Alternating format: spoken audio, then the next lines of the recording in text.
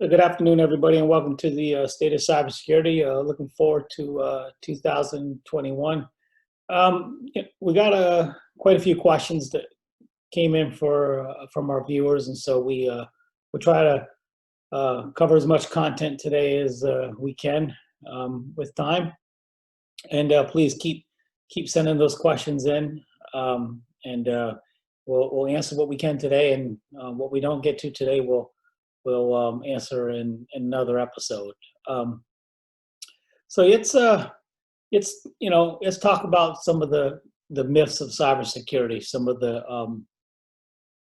uh, some of the big blocks. Um, a firewall and antiviruses. These aren't silver bullets. I think the definitely a good idea. Antiviruses are much better today than they were yesterday, and I expect it going forward in 2021 that they'll get better. Intrusion detection systems, intrusion prevention systems are going to be more important in 2021. Being able to detect what's moving around inside your systems and inside your network is probably more important than being able to understand exactly who's knocking at your door. A lot of malware is resident inside your network and inside your system for a long period of time. And so this is where your intrusion detection systems and your intrusion prevention systems start to trump your traditional AVs. But in all cases, your firewalls and your antivirus systems are not silver bullets to all your security rules. Firewalls are a lot like safes in the physical world. And so at the end of the day, if you take your most precious jewels in your home and you put them in that safe, it could be your passport, it could be your gold watch, something, maybe your social security card. The house burns down, and indeed it will protect it from fire. But depending on how big your safe is, depending on whether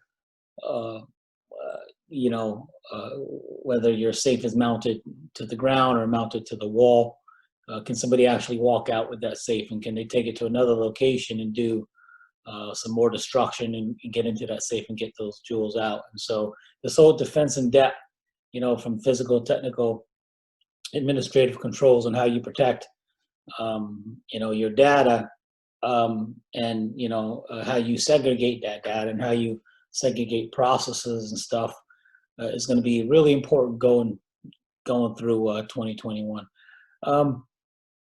Macs and Mac devices and mobile devices are immune to malware. Definitely not true. I think that the bad guys target a couple things. They target the operating system that is popular. Where's the easy way in? Where's the data going to be at, and where the large group of users are at? And so it's Microsoft has been the big player on the block. This is what the hackers know best. This is where the majority of users are going to be at, and so it's a little bit easier for them to get there. So there's a lot more technical reasons why the Windows operating system is probably a little bit more vulnerable and more of an attractive target to the Mac operating system.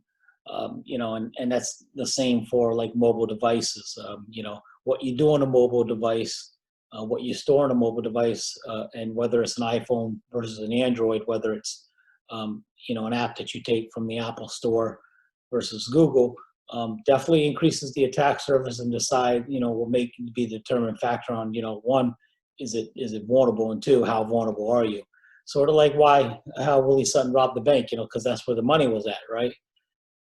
The IT department is cybersecurity. IT is not cybersecurity. Can IT do cybersecurity? Can cybersecurity do IT? Sure. But organizations really got to figure out, that sweet spot. Who does what within their organization? What are their responsibilities? Who has the hammer and who has the chisel? So that that is definitely a myth that, we have an IT department, so security is being done.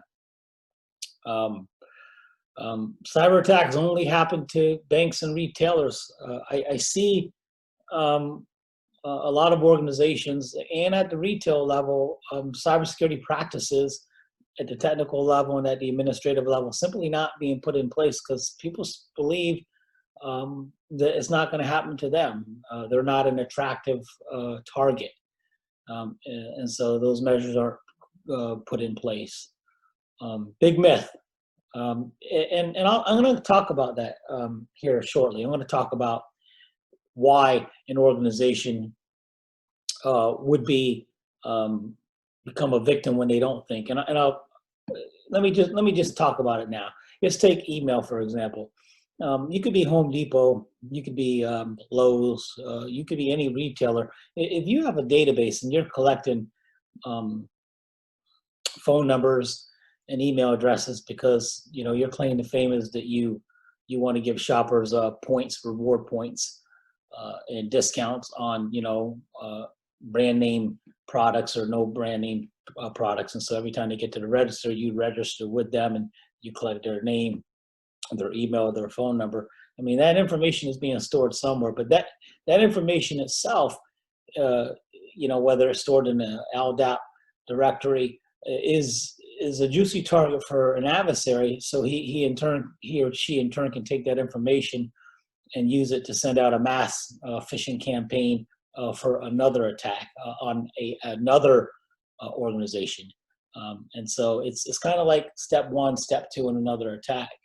And I'll talk more about that here in a little bit. I've never been hacked before. I hear that a lot. I hear a lot of people that are just they're I've never been hacked, so why should I worry? I don't think so. I think in today's where everything's being dumped online, there do some open source intelligence work on yourself with just a few tools. You'll probably learn that your information is out there, either accidental or intentional by yourself or somebody else. It could be, heaven forbid, a doctor's office. It could be a store. But there's a lot of open source information out there that's being put out there because so many organizations are going out online, and there's just a wealth of information that through sources of aggregation, an inference attack is very easily to take place. And so when you use the word "I've never been hacked," what does that really mean? Are you talking about somebody actually going through a port through your computer and taking your information, or are you talking about your information already out there?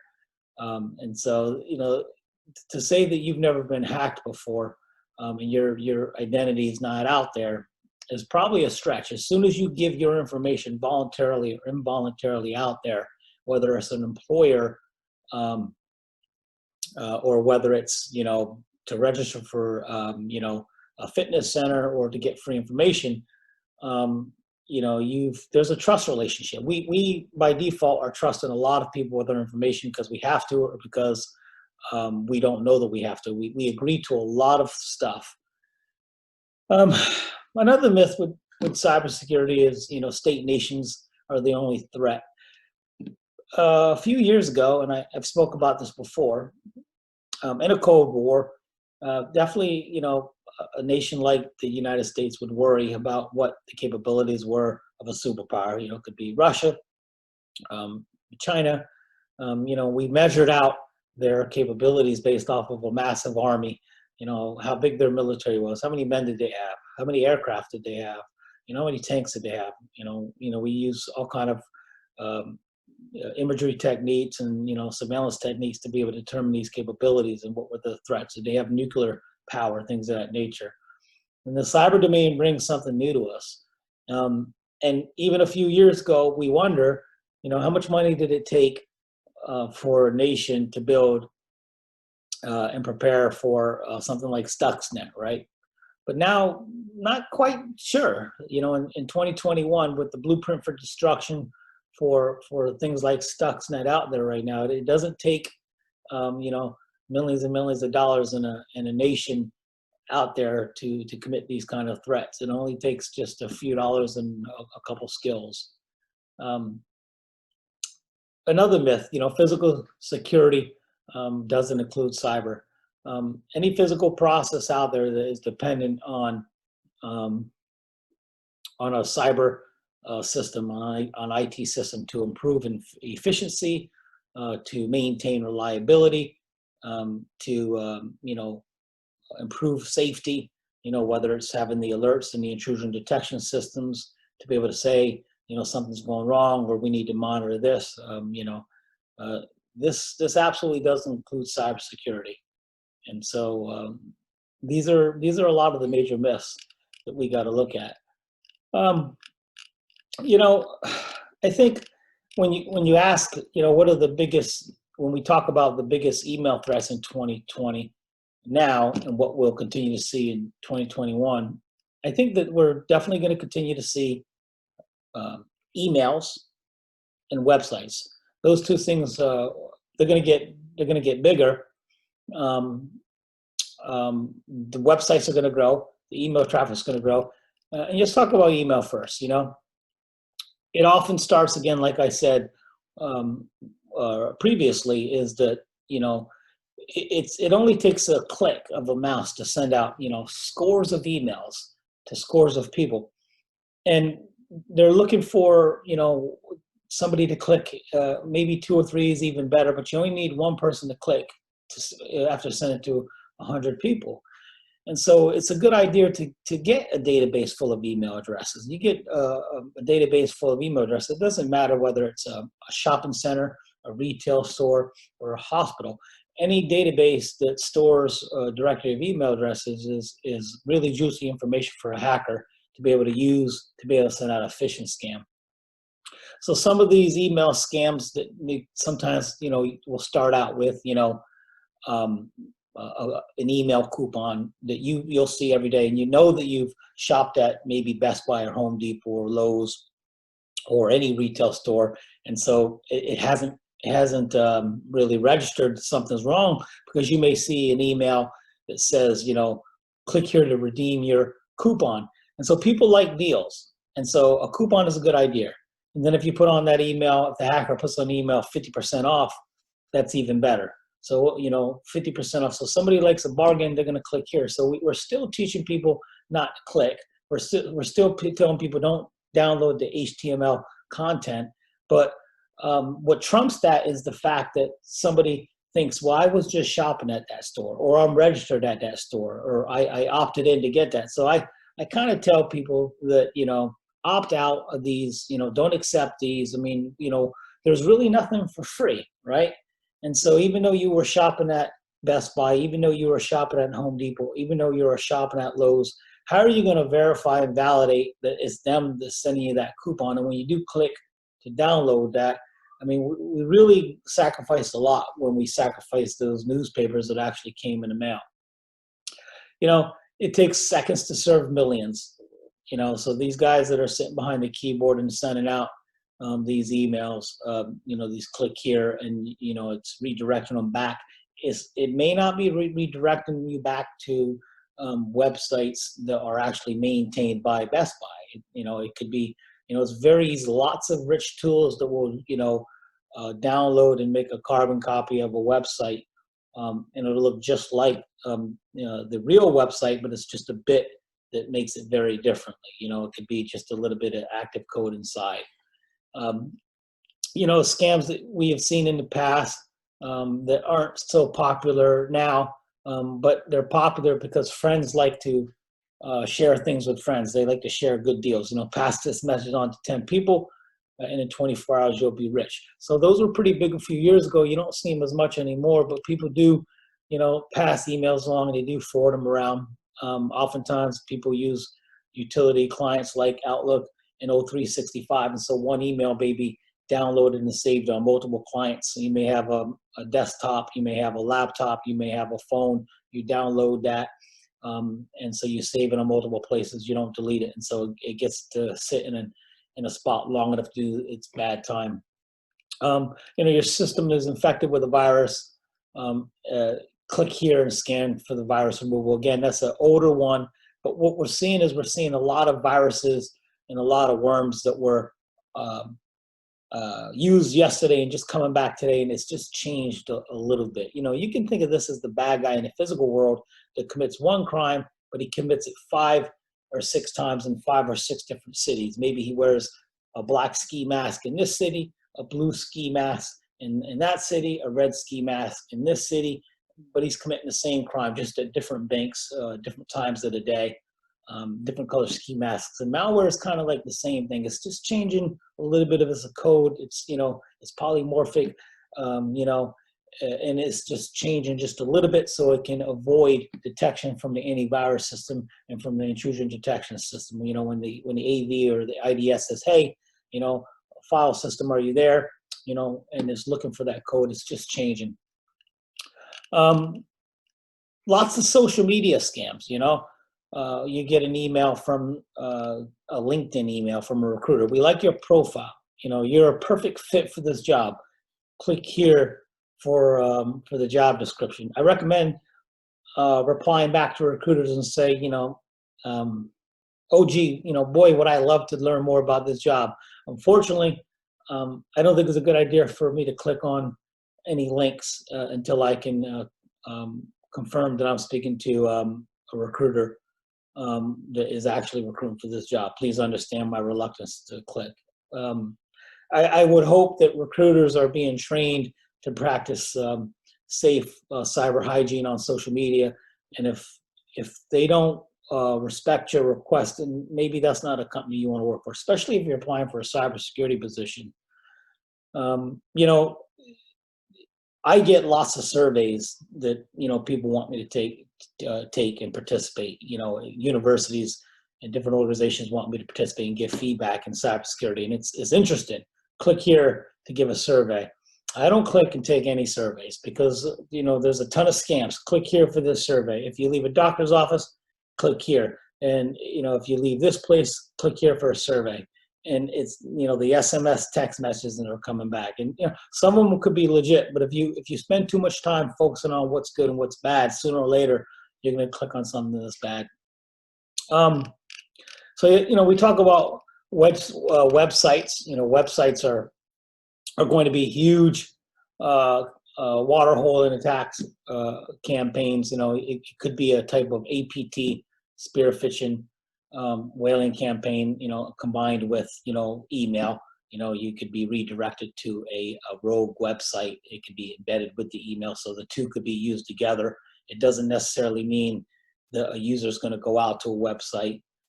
It could be the website is in the email. So I'm still strongly recommending in 2021 that when you get sent an email from anybody you don't know, and even those that you know, if you have a link or an HTML saying, hey, your bank has updated the terms of agreements on their security or the terms of agreements on their interest on their credit card, which is pretty interesting information, right? I mean, who wants to pay more interest on their credit card?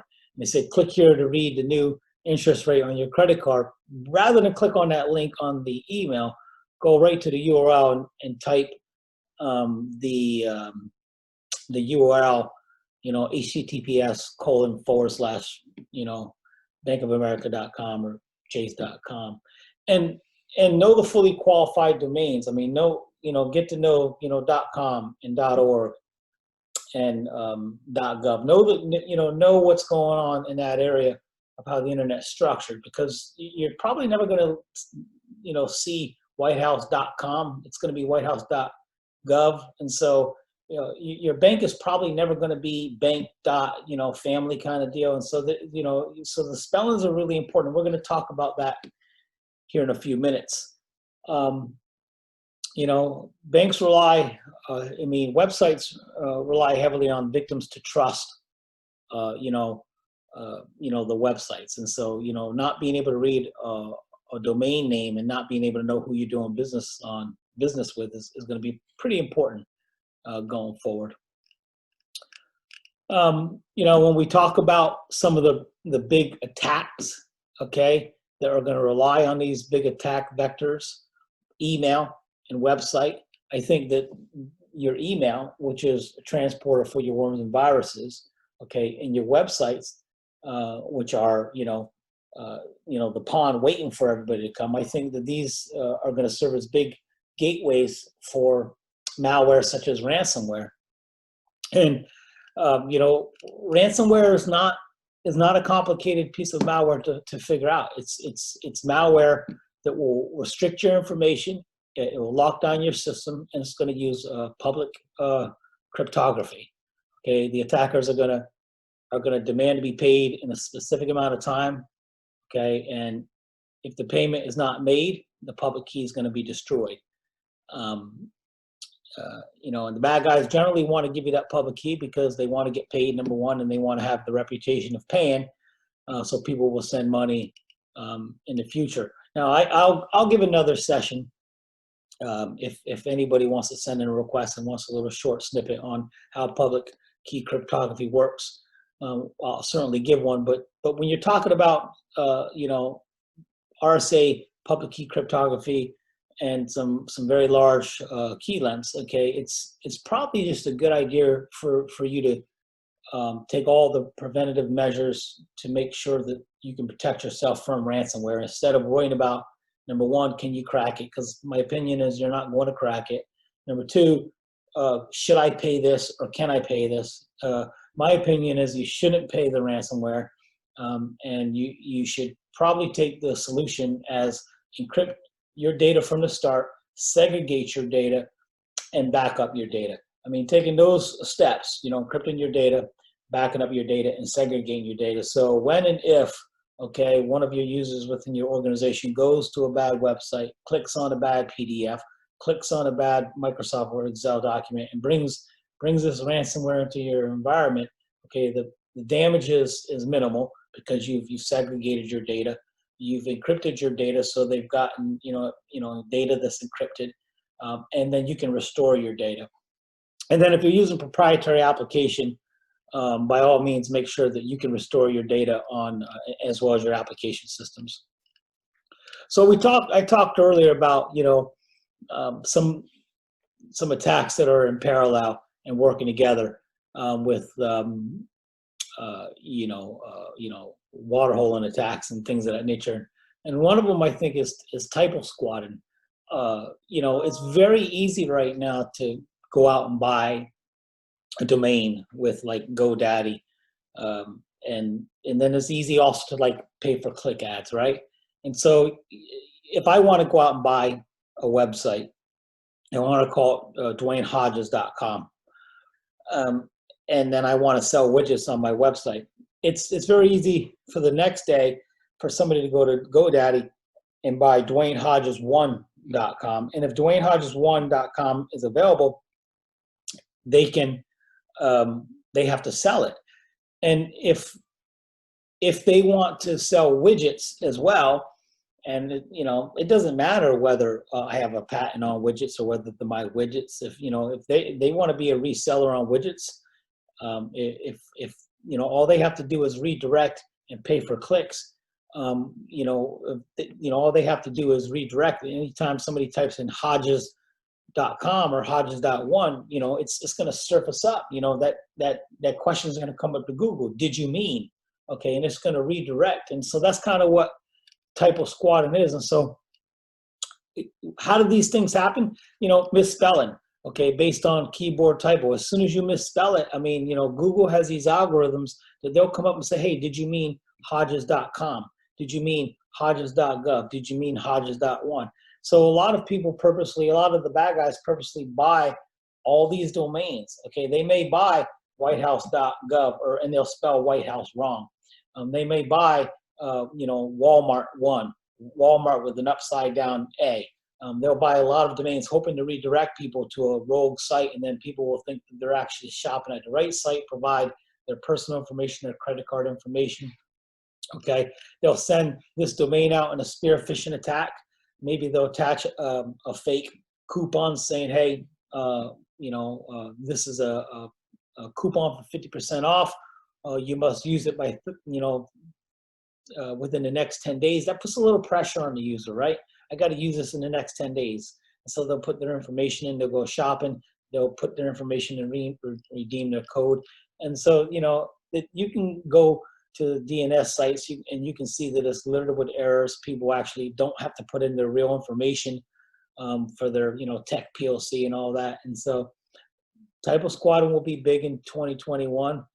And I don't think you can underestimate with all that the insider threat or the accidental threat, because in both cases, whether it's an inside threat or whether there's an accidental threat, I think the consequence is the same as an intentional threat. And I've mentioned previously in some of my videos that I've taught a disaster recovery class at a university, and I would have my students do that dream sheet, right, of everything that could go wrong for the organization. Is there going to be an earthquake? Is there going to be a tornado? Is there going to be a cyber attack? But in all cases, whether it's an intentional threat or an accidental threat, the consequence is the same thing. And so that business impact analysis of, whether the cyber attack takes out the data center, or whether the bad guy unplugs it because he's angry, or whether the employee's not paying attention and he trips over the cord and pulls it out, the data center still goes down. Even if the bad guy's on the other side of the world and he sends a malicious payload in and he takes it out. And so, which is why we're looking at, intrusion detection systems of what's moving around laterally and what's different in our baseline, what's leaving the data center versus, what's coming in and hitting the firewall, right? Bunkering down behind firewalls and antivirus systems is important, but even more so just watching east-west traffic. And I think, Kevin Mitnick coined the phrase "best well said" that I think is really important in 2021, that there's no Microsoft patch for stupidity. And he may have said it right about the time when we were seeing the rise in what we call road apples, right? Really nice pictures of famous actors on the internet, okay? And let's face it, that people love to click on pictures. They love to click on interesting things, especially funny videos, maybe a great story of a politician that just did something that was funny. And so everybody needs to see it. I just saw this great video of the president saying something. Let me forward it out to all my friends and either laugh at it or laugh with it. And this means that cybersecurity is a human problem, right? If I take a JPEG and if I take a video, and we know from cryptography that stenography has been used for years. And so if you can use stenography to hide an image or hide a classified piece of information, and really this doesn't even mean encrypting it. This just means taking a word and hiding it in an image. So if you can do that, then you can do it with malware.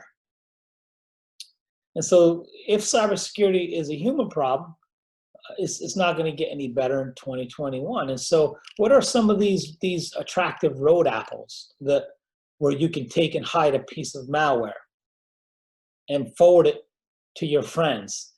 You think that it came from a friend, a picture, a file, a folder, a PDF, emails, Google Pictures. Everybody loves to go to Google Pic and they like to download Google Pic and save it on their desktop or use it for a background. And that's okay if you can scan it and clean it and make sure that it's good to go. And there are ways to do that. I mean, you can actually look in a hex editor to see if it's actually a PDF versus, you can actually use a steg program to see if there's anything hidden inside it. Phishing, spear phishing, whaling, USBs, CDs, DVDs, and we're not seeing too much of these anymore. I mean, I think a lot of, with the use of cloud computing and some of these new advanced computers, I mean, we're seeing less and less of USBs and CDs and DVDs. At least the need is. I can definitely talk to an extent of lots of use cases of how you can replace the need for CDs and DVDs and USBs. They are still being used. But I'm still going to events and I'm seeing people hand out these CDs and USBs and DVDs. Lots of sites that you can go to actually still before you click on a URL where you can run that URL to test it to make sure it's not compromised. Same thing for files. You can run files and drop files in different sites. Plenty of them out there. Macros, free games, wallpaper. I mean, no short list of things that are attractive that people love to click on and use, and that's what draws people in. So I think that when we talk about some basic cybersecurity principles for 2021, I think it's prudent to take cybersecurity probably to another level in some areas, but it's also we just got to be on our best behavior in other areas. I think that when we actually rewind in 2020 and we see what have we done, we probably just haven't done some basic things, and then there are some things that we should have just done better. But definitely, I think there are some things that we need to advance. So I think we don't need to be perfect. We need to plan for failure. I mean, so we definitely need to plan for be more resilient. Systems are going to fail, and we've been on the hook for the medical construct and the cybersecurity for a while. No secret. I mean, we use a lot of the same terminology. We all go to our doctor's appointments, and we make sure as we get old, we get our yearly physicals, and we get our blood work, and we make sure we get our shots, and we do things as human beings to make sure that we test our health to make sure what are we doing, and if there are things that come up in our health, we make sure that we take measures to stretch our life, if you will. Some live longer than others, and some have other health issues that others don't. But in all cases, we are actually planning to fail. This is true for our systems and hardwares that we store our data on. I think in all cases, like I've mentioned before, and many other security experts mentioned, you got to think before you click. Just with the human beings, as we get older, we have to think before we eat. We have to think before we cross the road, look both ways. Lots of things we got to do as human beings before we do certain things, just to make sure that we can live a little bit longer and be a little bit healthier. Using verified websites, I mean, is time consuming, as troublesome as it finds. It's not a bad idea to click on that lock to verify that the bank that we're getting ready to do business with has a public key, certificate of authority is verified. Okay, they're not maybe using MD5, they're using SHA-2 or whatever. Making sure that they're using HTTPS, not HTTP. Pulling down that digital certificate and just verifying all those goodies. You want to know who you're doing business with, who you're giving your credit card stuff to, right? So I mean, you do these things already, and the police officers do these things in the real world. When they pull you over, they're looking at your driver's license. Does he have a driver's license? Is it valid? Who was it issued by? Is he authorized to drive this motorcycle or car? All these things, and this is your digital license. This is your license to drive on a highway, and this.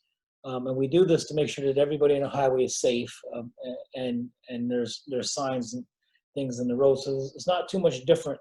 The problem is people expect the application program to do all that work for them, and the adversaries they get in between that.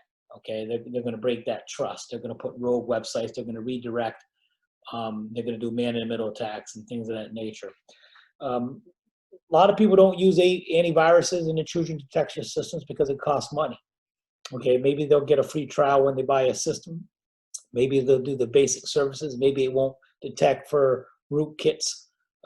Maybe they won't scan every week, just once a month. Maybe they'll scan every day. Maybe they won't. But I think it's a good idea to scan on a daily basis. I think it's a good idea to make sure you're using advanced intrusion detection systems.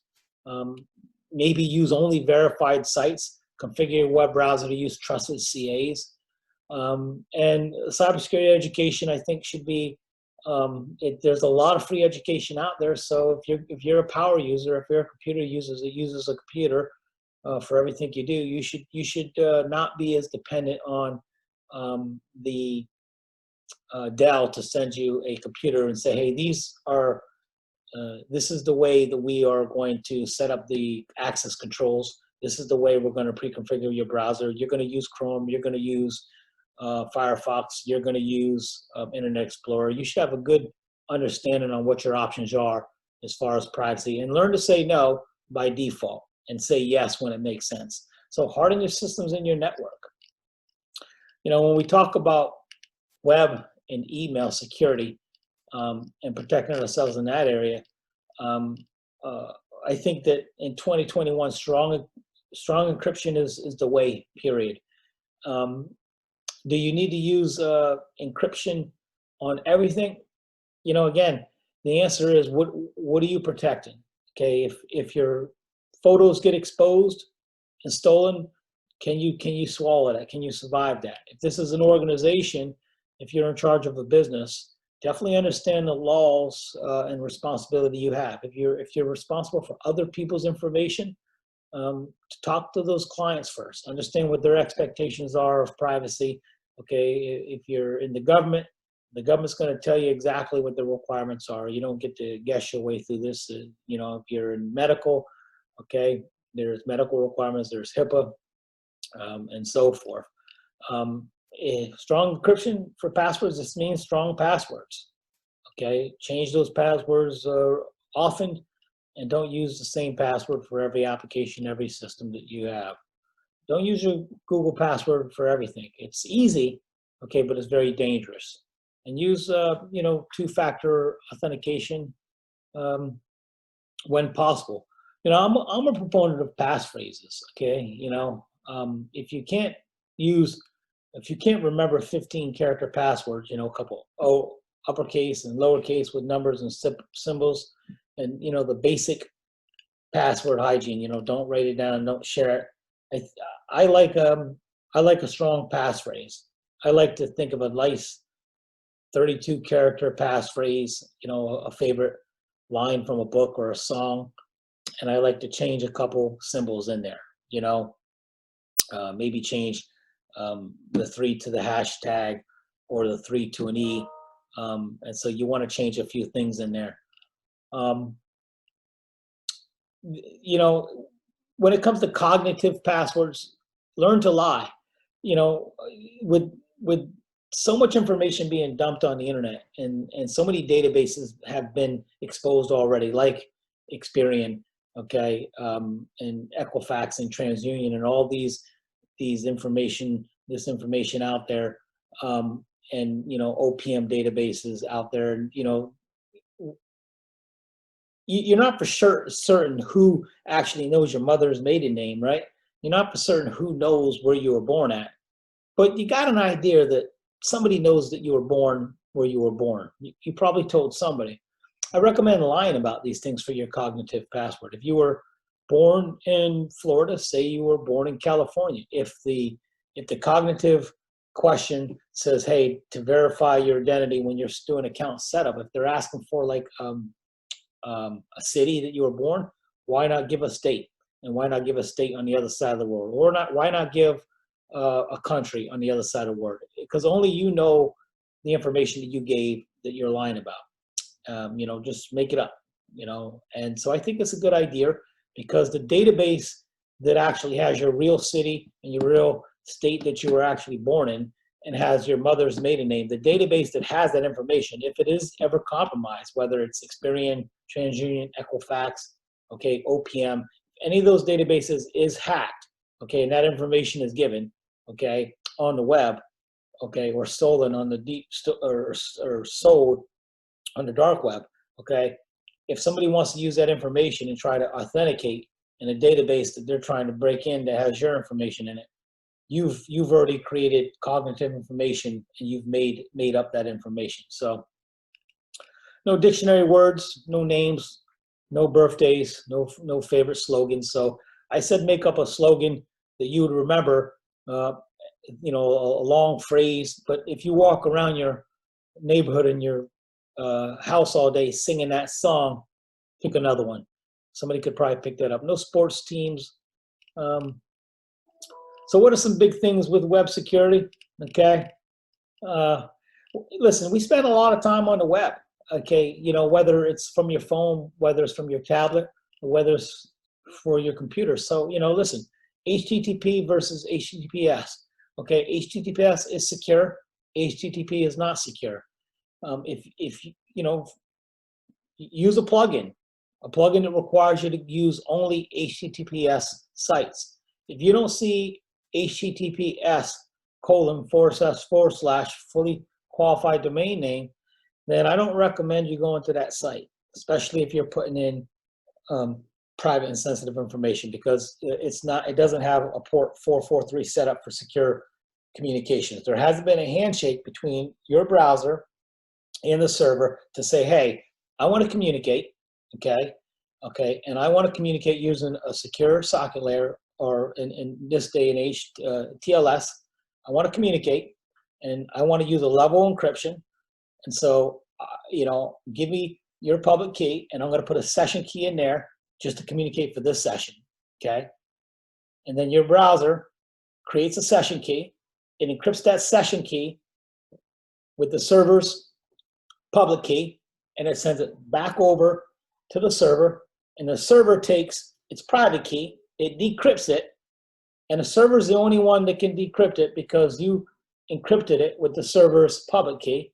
So it decrypts it with its private key, and it pulls out the session key that you created, and then it takes that session key and decrypts all the personal information that you guys put in, and then you start communicating securely.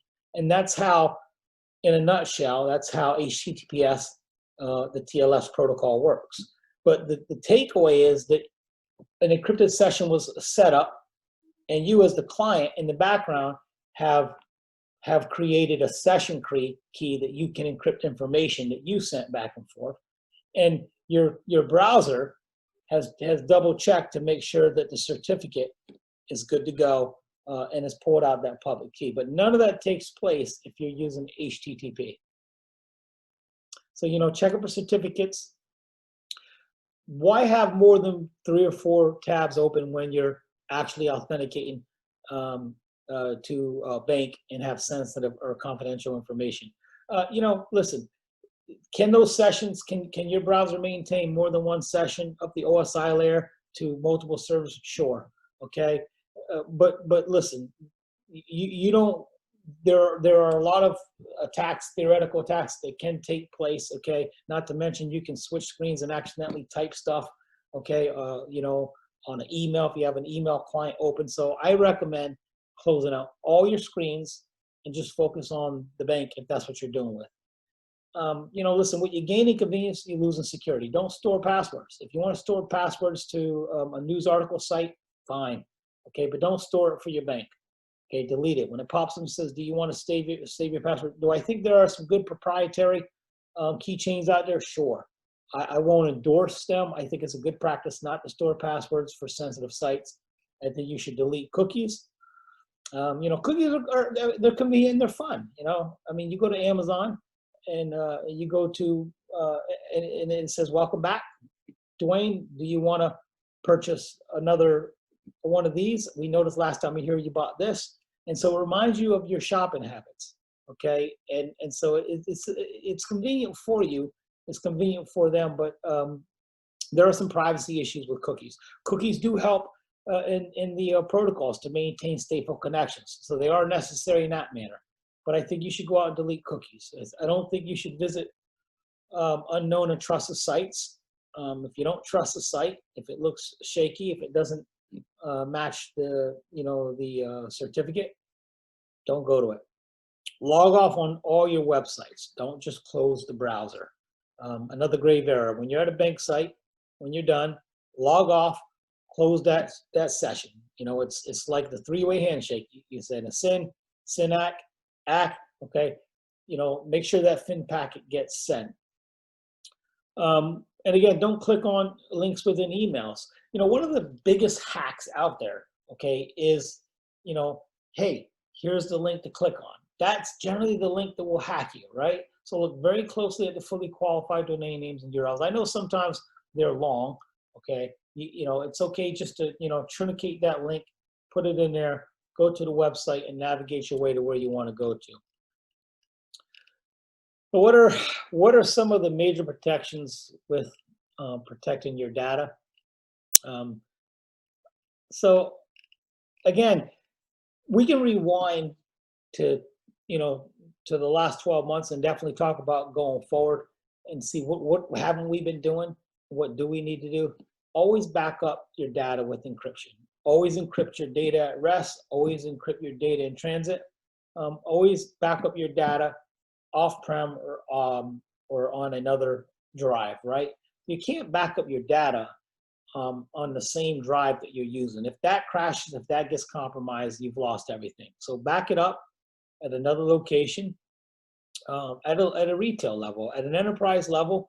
I mean, you're talking about a disaster recovery plan. If you definitely need to bring in a consultant to help you do these things and help you understand your options. If you're backing up an enterprise level, it's a little bit more than just bringing in a terabyte drive, plugging it in, and doing a full backup every week. You definitely want to take some more measures for disaster recovery purposes and being able to lay down those backups and making sure that you can keep businesses up and running again. Scores of forensics tools will show you that deleting your files is when you delete your files, it's like just pulling out the pages of a book, or pulling out the tables of content of a book. The book itself is still there. There's a lot of free space and slack space when you just delete the files. Again, are we getting better at this? Do operating systems have shredder programs? Do antiviruses come with shredder programs that run ones and zeros? And have we gotten better? Sure, we haven't gotten better. But you do want to shred, okay? You do want to erase, depending on whether you're using Mac OS or whether you're using your Windows system. In the enterprise system, there are measures that you want to take to make sure that you completely clear out your free space and slack space. Because within those sectors and clusters, okay, once a file is actually overwritten, that unallocated space becomes free space and slack space. And so any confidential information, whether it's photos or whether it's, bank statements or whether it's, anything that could be, sensitive to you if exposed, when it's in that free space and slack space, okay, any good forensic utility, okay, can pull that out. And so a bad guy that dumps those utilities onto your local system can snatch it and take it and run with it. So just deleting your files is just not enough. There's plenty of eraser programs out there that you can use to make sure all that stuff is gone when you completely want to erase it. So if you get a new computer, I still like to tell people, pull the hard drive out, drill a hole in it, and then dump the computer. Start to migrate to a secure cloud.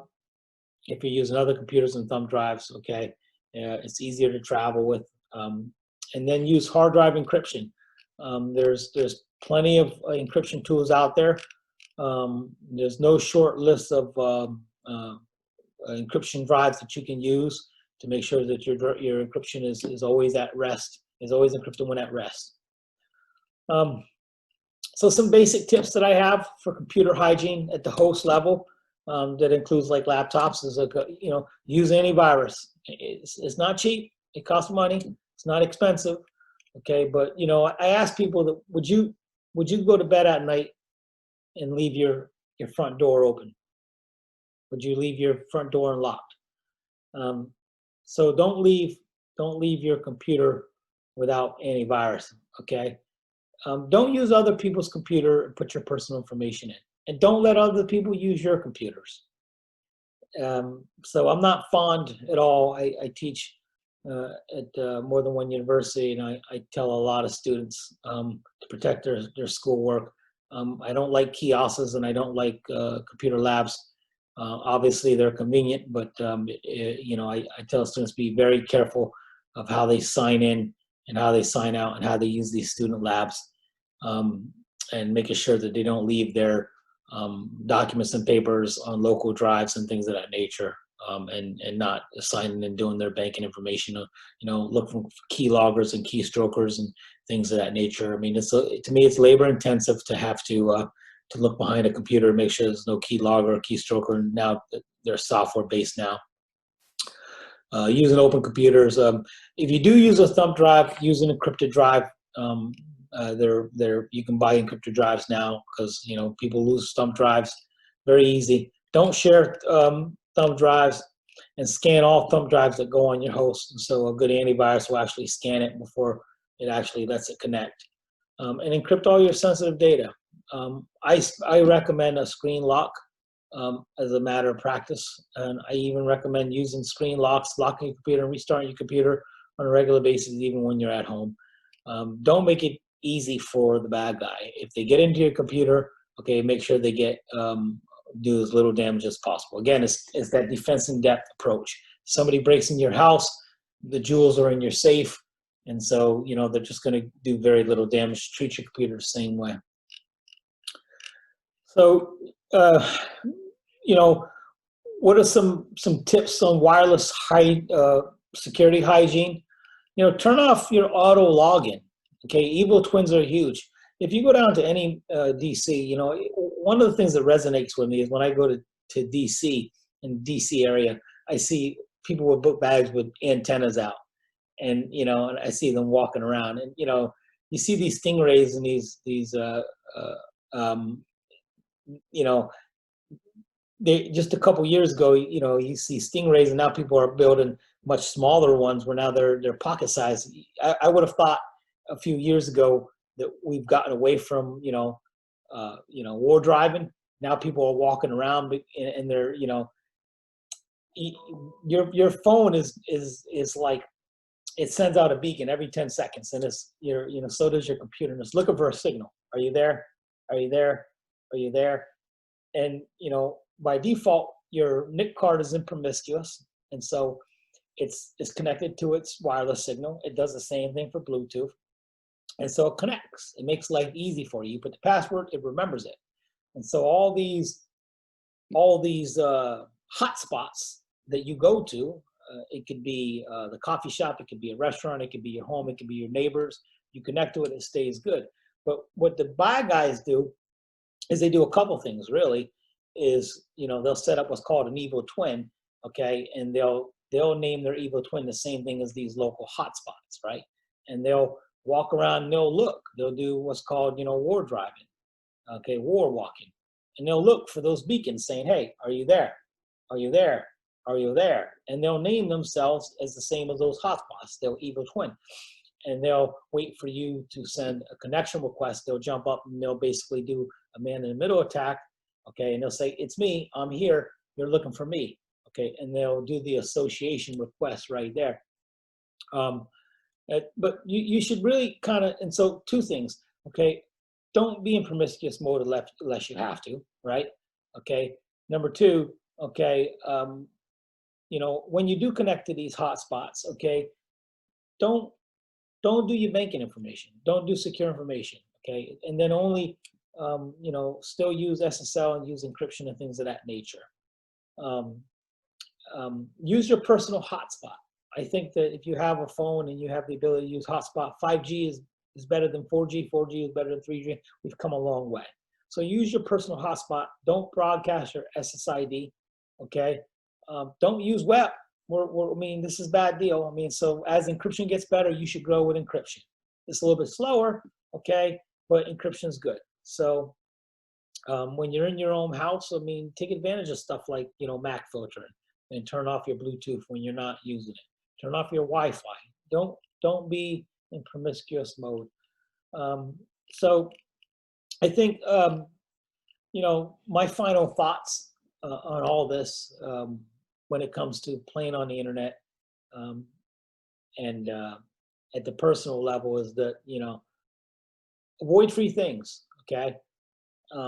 They all come at a cost. Free software downloads, things that you pay for but you agree to, okay? There's some things in there that come with it.